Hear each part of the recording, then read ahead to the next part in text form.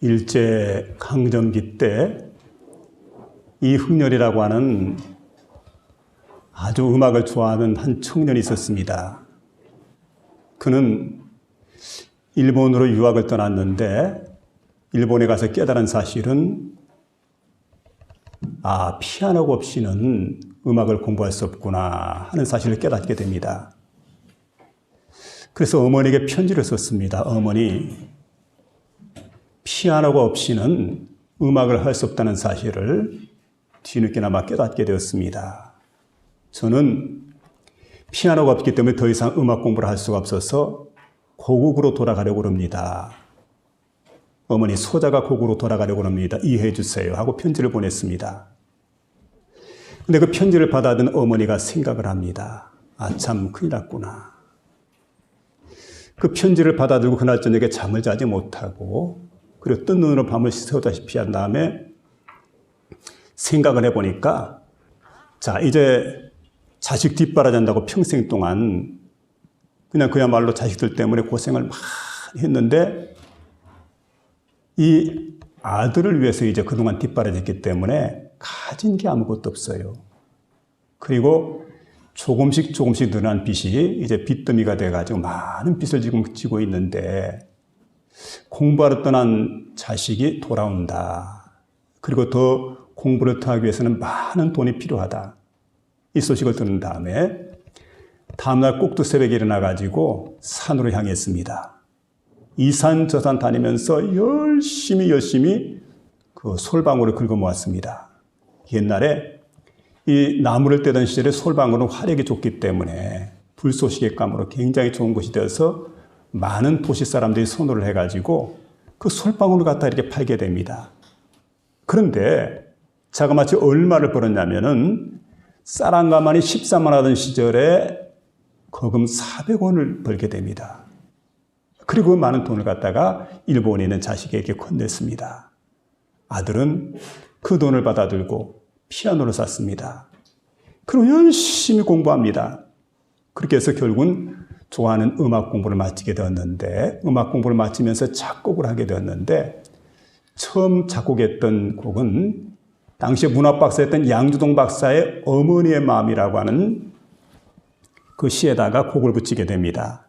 그게 여러분 어버이날마다 부르는 노래 어머니의 마음입니다. 나실제 괴로움 다 잊으시고 기르실제 밤낮으로 애쓰는 마음 진자리 마른 자리 가라누시며 손발이 다닳도록 고생하시네. 하늘 아래 그 무엇이 높다 하리요 어머님의 희생은 가히 없어라. 어릴 때 안고 업고 얼러주시며 자라서 문 기대며 기다린 마음 아플싸 그럴 때사 자식 생각에 고우시던 이마에 주름만 가득 땅 위에 그 무엇이 높다 하리요 어머니의 정성은 지극하여라 하는 그런 시입니다. 이 시에다가 붙여진 노래지요. 여러분, 우리 모두에게는 어머니가 있습니다. 어머니. 그런데 사람이 태어나서 제일 먼저 배우는 언어가 뭘까 하고 보니까 동생 마찬가지예요. 우리는 엄마. 서쪽에서는 맘마. 엄마 이름이 있죠. 그리고 제일 먼저 우리가 바라보는 모습이 어떤 겁니까? 태어나서 제일 먼저 바라보는 모습은 사랑스러운 어머니의 눈동자입니다. 그래서 여러분, 세상에 어머니만큼 위대한 스승은 없습니다. 가장 위대한 스승이 어머니입니다. 그리고 우리가 생각할 때마다 눈물 나는 이름 어머니. 그리고 여러분 젊은 사람이든 나이 많은 사람이든 누구든 간에 어머니가 다 있습니다. 어머니, 돌아가시던 살아계시는 어머니가 계십니다. 근데 그 어머니 부르면 눈물 나는 이름이 있죠. 그리고 사람이 눈에 흙이 들어가도 안기고 싶고 부르고 싶은 이름이 바로 어머니라는 그런 존재입니다. 여러분, 그래서 오늘 본문의 말씀은 우리에게 말씀해 주고 있습니다. 본문 19절 말씀에 잠언서 기자 솔로몬이 우리에게 말씀해 주고 있는데 내 아들아 너는 듣고 지혜를 얻어. 내 마음을 바르게 인도할지니라. 이렇게 말씀해 주고 있습니다. 듣고 지혜를 얻어. 지혜를 얻는다고 하는 말인데 이게 원어에 보니까 와학함이라고 하는 하나님 말씀을 부모님으로부터 잘 듣고 즉각적으로 시행에 옮긴다는 겁니다. 이게 뭐냐면 듣고 지혜를 얻는다. 바로 그와 같은 말씀입니다. 오늘 솔로몬 기자는 그렇게 말하고 있습니다. 생명과 직결되는 지혜를 얻으라. 그런데 우리 인간에게 많은 지혜가 있지만 지혜 중에 가장 큰 원이 뭐냐? 효도하는 일이다. 오늘 본문에서 이걸 말씀하면서 특별히 우리가 부모님을 어떻게 대해야 될 것인가 이걸 말씀해 주는데 이 말씀을 듣는 가운데 저와 여러분의 마음속에 크신 은혜가 임하게 되는 복된 시간 될 수 있기를 부탁을 드립니다. 먼저는 우리 한번 따라합시다. 청종하라. 청종하라고 말씀해 주고 있습니다. 그러니까 오늘 22절 말씀이죠. 너를 낳은 아베에게 청종하고 내 늙은 어미를 경히 여기지 말지니라. 청종. 들을 청자에 따라 종자지요. 무슨 얘기입니까? 부모님이 하나님 말씀을 우리에게 전달해 줍니다. 그 말씀을 귀담아 잘 듣고 따를 수 있도록 해라. 청종하라는 거예요. 그래서 세마라고 하는 말이 바로 그겁니다. 부모가 전해주는 지혜, 즉 하나님 말씀을 잘 듣고 순종할 수 있도록 해라. 바로 그런 말씀인데 하나님은 부모를 통해서 말씀이 자녀들에게 전달되고 실천되기를 원하십니다. 근데 여러분, 자녀들은 장성을 하게 되면은 부모님 말씀을 잘 듣지 않습니다. 그 말에 귀를 기울이지 않고 오히려 자신의 이야기를 부모가 들어주기를 원합니다. 그러고 여러분, 자신이 사랑받기를 원하지만 듣는 것은 굉장히 힘들어합니다. 요즘 자녀들이 더 그렇죠. 그런 시대로 우리가 지금 살아가고 있습니다. 근데 이게 보니까 청종하라고 할 때 하나님은 질서를 정했습니다. 여러분, 가정의 질서가 있어요. 창조의 질서라는 거지요. 그래서 이 창조의 질서가 깨어지면 안 돼요. 어그러지면 안 돼요. 그래서 이렇게 말씀합니다.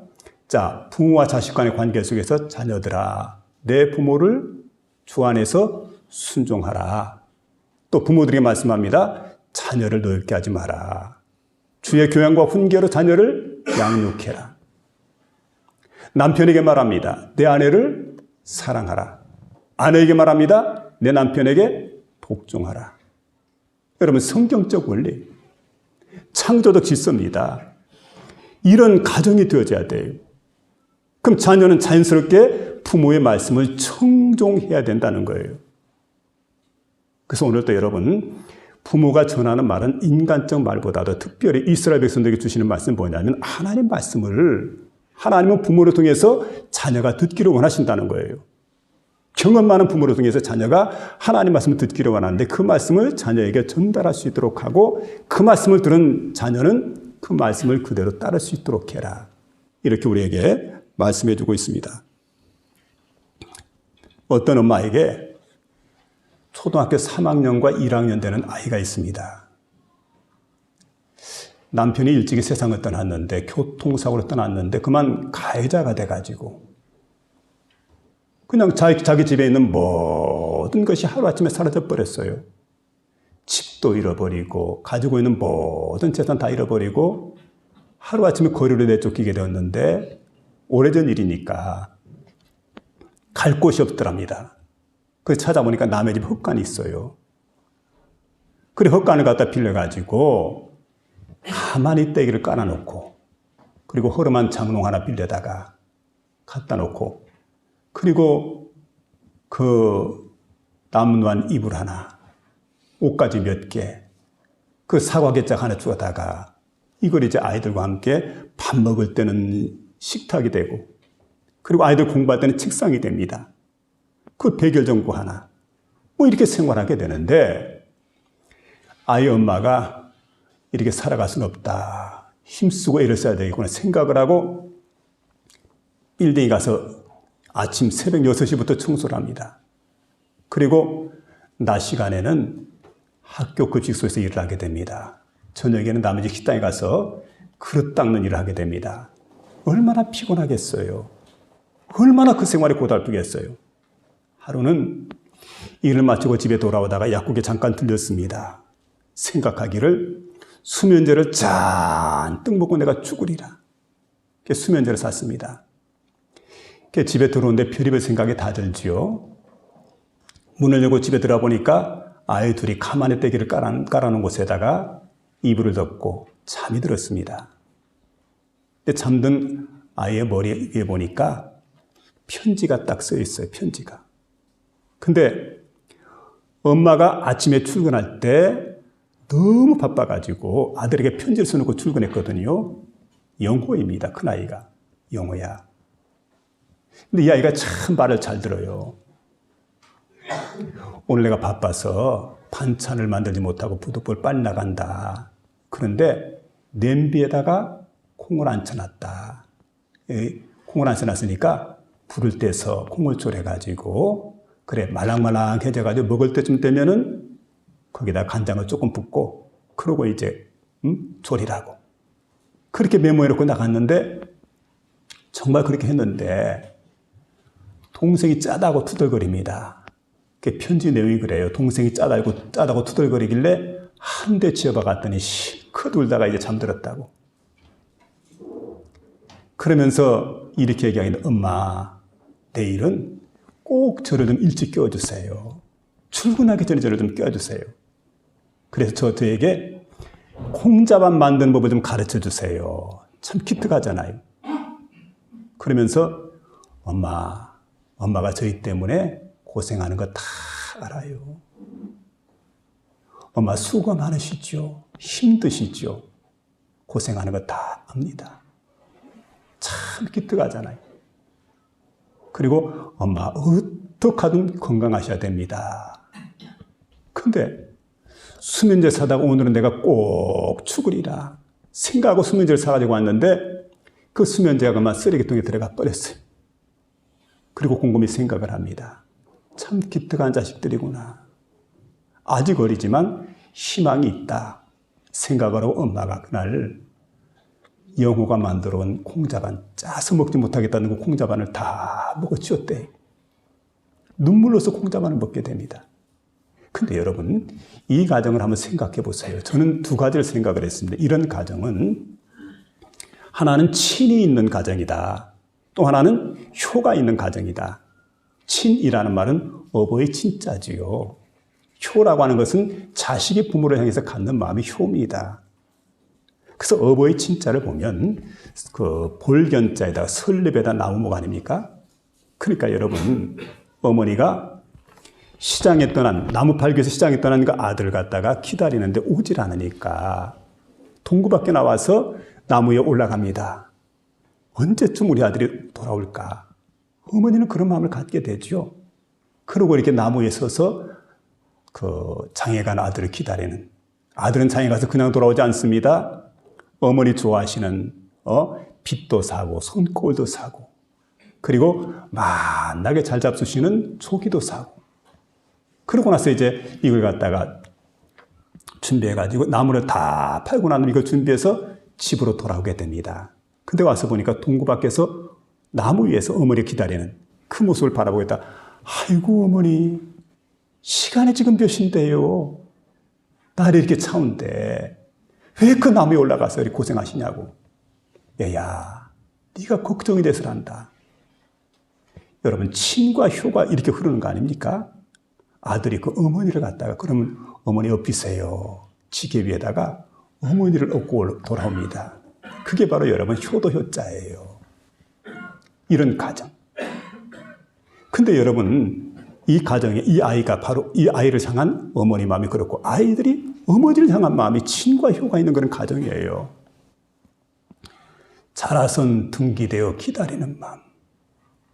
앞을 쌓아 그릇 대싸 자식 생각에 고우시던 이마에 주름이 가득. 땅 위에 그 무엇이 높다 하리. 부모님의 정성은 지극하여라. 여러분 이게 바로 부모님 마음이라는 사실을 깨닫고 특별히 부모를 공경하는 저와 여러분 될 수 있기를 부탁을 드립니다.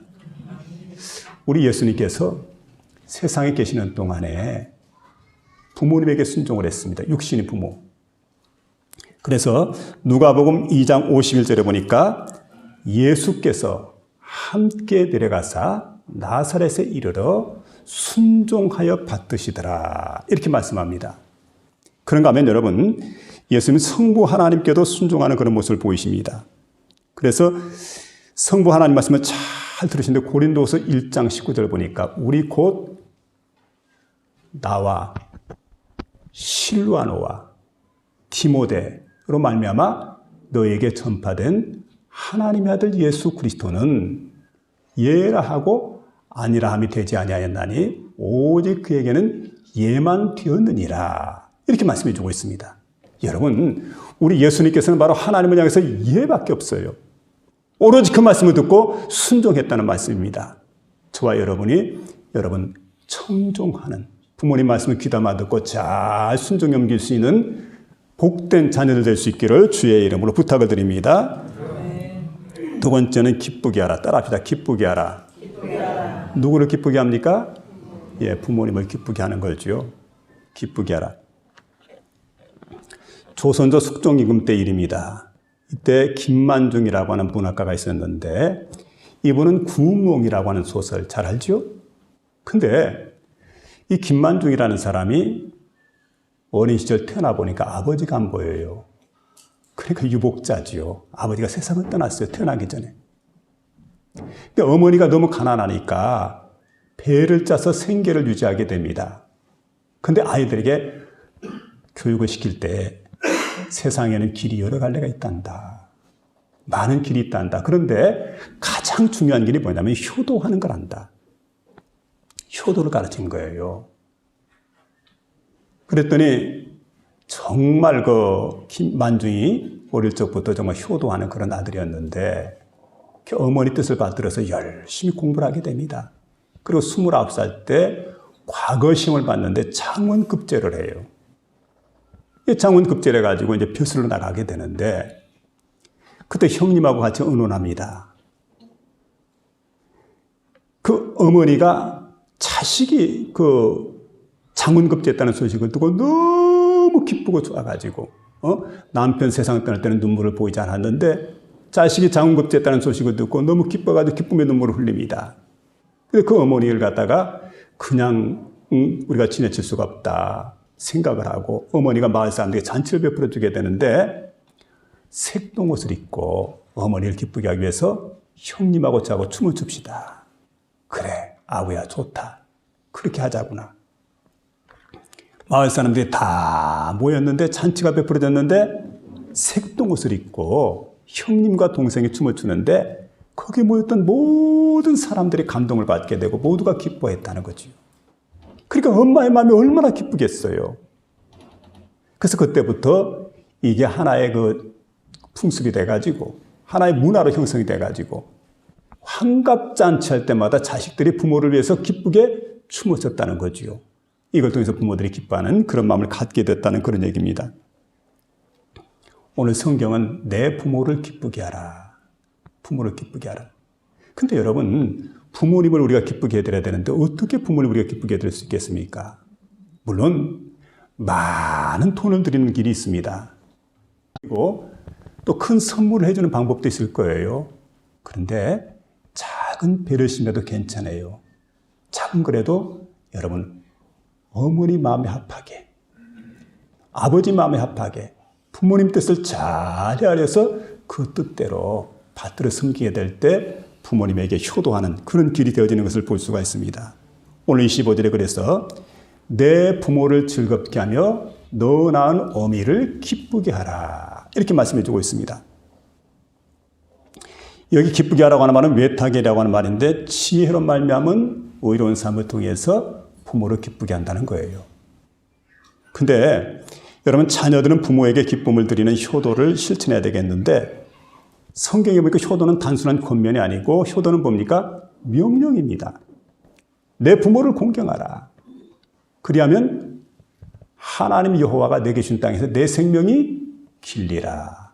이렇게 말씀해 주고 있어요. 여러분 그러고 인간에 대한 첫 계명이 뭐냐면 바로 부모 공경입니다.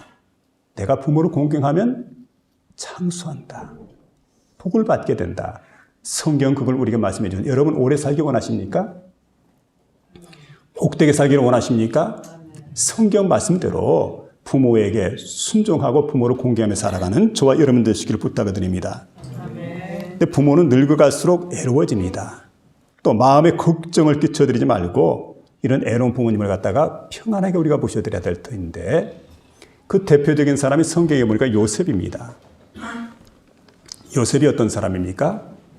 아버지는 뭐 별로 그런 분입니다. 그런데 아들 요셉은 아버지에게 정말 효자였습니다. 어떤 날 아버지가 요셉을 부르게 됩니다. 그리고 너 형님들에게 신부름 좀 갔다 오너라. 예, 아버지 알겠습니다. 또 우리 신부는 그러니까 뭐 가까운 곳에 가서 형님들이 뭐 전달하고 오라 그런 얘기가 아니에요. 양을 치고 있는데 그 형님들에게 갔다 오라고 하는데 거리가 얼마나 되냐면 헤브론에서 어디로 갔냐면은 세겜까지, 세겜. 근데 헤브론에서 세겜까지 거리가 얼마냐면 80km입니다. 80km. 가까운 거리가 아니죠. 엄청나게 떨어진 곳인데 거기까지 가요. 근데 길이 어떤 길이냐면 여러분 고대 레반트 지역을 보게 되면 좋은 길이 있고 좋지 않은 길이 있는데 좋은 길이 어디냐면 왕의 대로 같은. 그래서 대상들이 거닐었던 그 길입니다. 무역하는 대상들이. 그리고 해안도로가 있습니다. 이 도로들은 굉장히 좋아요. 그런데 족장의 길이 있습니다. 산악길입니다. 중앙산지. 그러니까 그 헤브론 같은 경우는 해발고지가 1000m 되고 예루살렘 한 800되고 베들레헴 한 900되고 이런 지역이니까 산지가 험하지요. 여기 이제 이런 산지인데 80km를 걸어갑니다. 간단한 얘기가 아니라는 거예요.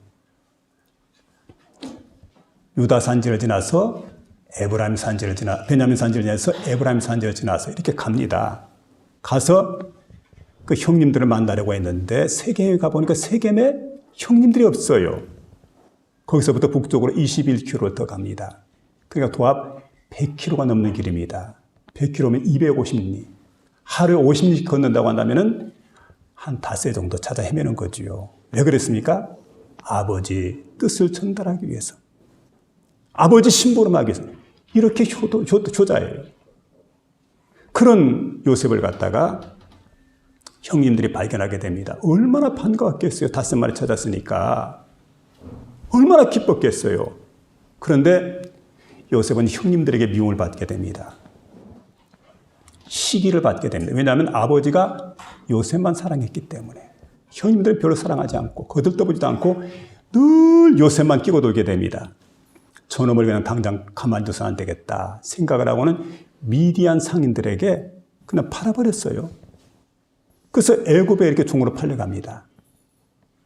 자, 그런데 보통 사람 같았으면 원망 불평하고 난리가 날 터인데 요셉이 생각을 합니다. 그는 형님들을 일단 원망하지 않습니다. 자신의 신세를 한탄하지 않습니다. 그리고 이 모든 것들은 하나님의 뜻으로 말미암은 일이다. 난 어릴 적에 꾼 꿈이 있어. 그 꿈은 반드시 이루어질 거야. 해와 달과 11별이 내 별을 향해서 절을 하는 그 꿈. 형님들의 곡식단이 일제라서 내 곡식단에서 절하는 꿈. 반드시 꿈은 이루어질 거야. 그리고 애굽에서 종살이 했지만은 나중에 그가 총리 대신이 되게 됩니다. 그리고 형님들이 그 앞에서 다 부복해 있습니다. 꿈이 이루어지죠. 그 장면을 딱 바라면서 꿈을 생각했을 거예요. 그런데 그때 형님들이 요셉 앞에 바들바들 떨게 됩니다. 그때 요셉이 형님들 향해서 형님들 한탄하지 마세요. 내가 애굽에 내려온 것은 생명을 살려야 되었기 때문에 내가 애굽에 내려온 거라고. 그래서 형님들이 나를 팔아서 내가 애굽에 온 것이 아니라 하나님께서 미리 하시고 나를 애굽에 보낸 거라고. 그렇게 해석을 하게 됩니다. 나를 팔았으므로 한탄하지 마소서, 근심하지 마소서. 형님들이 나를 갖다가 판 것이 아니라 하나님께서 나를 갖다가 애굽으로 인도하신 거라고. 그렇게 해석을 했어요. 또 그뿐만 아니라 아버지가 유언을 남겨야 되는데 내가 세상을 떠나거든 나를 갖다 가나안 땅에 좀 묻어다오. 가나안 땅인데 막벨라 굴이죠. 이 막벨라 고래는 이미 아브라함이 묻혀 있습니다. 헤브론입니다. 우리는 막벨라 고를 그러는데 현지인들은 모슬림들이기 때문에 아브라함 모스크라고 부릅니다. 자, 거기에 아브라함이 묻혔고 또 아브라함의 부인이었던 사라가 이삭과 리브가가 거기에 묻혀 있습니다. 그곳에 야곱이 자신을 묻어달라 유언을 하게 되죠. 장례를 잘 치러줬습니다. 그 자신도 떠날 때 그렇게 얘기를 하게 되죠. 내가 죽거든 나를 갖다가 가나안 땅에 내 유골을 갖다가 묻어다오. 그래서 가나안 땅에 메고 가잖아요. 이스라엘 백성들이 가나안 땅 정복하러 들어갈 때 세겜에다가 그의 그 유골을 묻어주게 됩니다. 그 지금도 요셉의 무덤이 세겜에 있어요. 여러분, 그래서 부모를 공경하는 자 반드시 잘 되어진다는 말씀을 성경은 우리에게 들려주고 있습니다. 복을 내려주신다. 그런 거로 저와 여러분이 이 시간 부모를 공경할 수 있는 그런 마음을 가질 수 있기를 주의 이름으로 부탁을 드립니다. 마지막 세 번째입니다. 따라합시다. 마음을 주라. 예, 마음은 사랑과 정서의 원천이 되는 겁니다. 마태복음 22장 37절에 보니까 내 마음을 다하고 성품을 다하고 뜻을 다하여 주 너의 하나님을 사랑하라. 이렇게 말씀합니다. 근데 여러분, 그 마음이라는 거죠. 마음이 어떤 마음입니까? 마지못해서, 억지로, 형식적으로, 가식적으로, 외식적으로 이런 마음 갖고 하는 게 아니죠. 이런 것들은 여러분 부모님을 공경하는 게 못 됩니다. 어떤 마음입니까? 진실한 마음으로. 그러죠. 이게 필요합니다. 그래서 여러분 우리가 부모님을 공경해야 되겠는데 공경한다고 할 때 존경하는 거지요. 사랑하는 겁니다. 그리고 그 부모님을 갖다가 우러러보고 부모님을 계속 높여드리는 마음. 이걸 가리켜서 공경한다. 이렇게 말할 수가 있습니다.